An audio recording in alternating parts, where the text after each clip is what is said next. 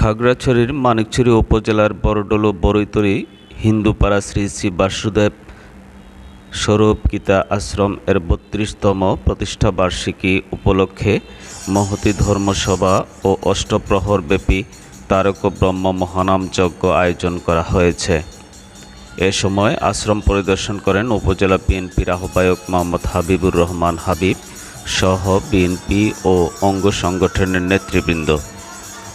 মানিকছড়ি সনাতন সমাজ কল্যাণ পরিষদের আহ্বায়ক ডাক্তার মিলন কান্তি দে, সদস্য সচিব আশিস বরণ সেন, হিন্দু ঐক্য পরিষদের সভাপতি বাবুল দেওয়ানজি, জন্মাষ্টমী উদযাপন পরিষদের সভাপতি প্রিয়তোষ নাথ, সাবেক মানিকছড়ি রাজশ্যামা কালী মন্দির সভাপতি বাদল বরণ সেন, ডাক্তার অমর দত্ত, বিশেশ্বর মল্ল, মহামণি সমাজের সভাপতি শ্রী চন্দন কুমার শীল ও গণ্যমান্য ব্যক্তিবর্গ অতিথিদের ফুল দিয়ে বরণ করা হয়।